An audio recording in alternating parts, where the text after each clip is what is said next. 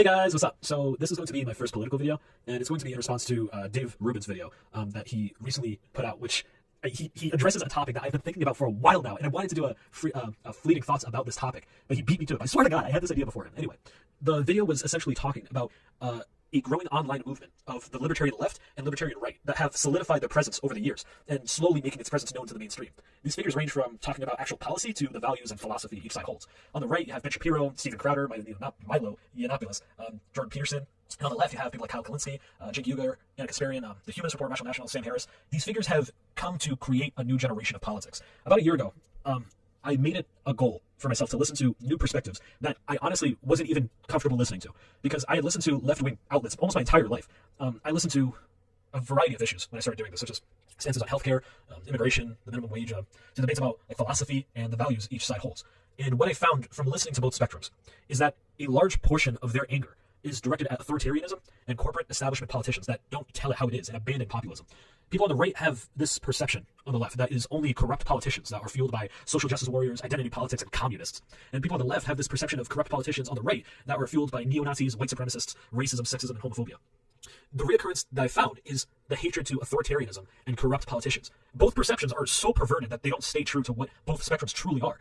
And this makes me want to avoid fear-mongering of both spectrums, something that the mainstream media does on a daily basis, and so does independent media, but slightly less.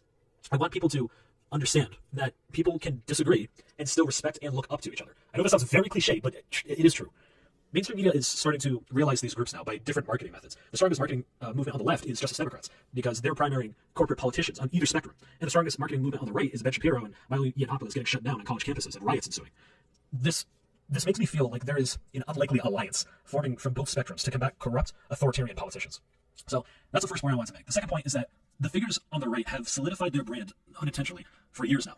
And the one thing that a large portion of their talking points revolve around, and really the catalyst that has sparked so many right-wing compilations and memes, is making fun of social justice warriors on the left. This has posed the right to become the rational spectrum nowadays. The right has never been stronger than it is now.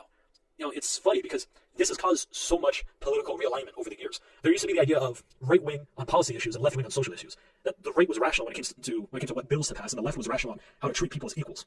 But that has completely flip-flopped. Now the left has gotten so much support for left-wing policies such as ending the drug war, taking money out of politics, Medicare for all, and the right has gotten so much support for treating people as equals, regardless of race, gender, or sexual orientation. Like I said, the right has never been stronger than it is right now because it's capitalizing on the left's greatest weakness, which are social justice warriors and identity politics. Meanwhile, the left is letting it slide like we should not take steps to address it. People saw it firsthand. Great movements like Black Lives Matter once being an honest concern over police brutality, turning into a matter of black people versus white people. Most recently, Justice Democrats exiling the founders of their movement because of differences on social issues and preachers of overthrowing the patriarchy. This is a cancer on the left. Instead of capitalizing on our strong policy and sticking to facts, many on the left choose to argue over subjective topics in which, if you don't agree with them, you are a racist, sexist, or homophobe. Some of the worst labels to have being applied to because of disagreements and not actual discrimination. I'm both excited and worried on what the political future holds. I'm excited because both spectrums will eventually push out mainstream media and corrupt authoritarian politicians. But I'm worried that the left will solidify itself in history as the irrational side of social issues when they get their candidates into office. And yeah, hopefully it all ends well. So there you have it. I clearly show that I have really strong political views, but the next fleeting thoughts will probably be about more abstract topics again. I can talk more freeform in. So that's it. Thanks for listening, guys.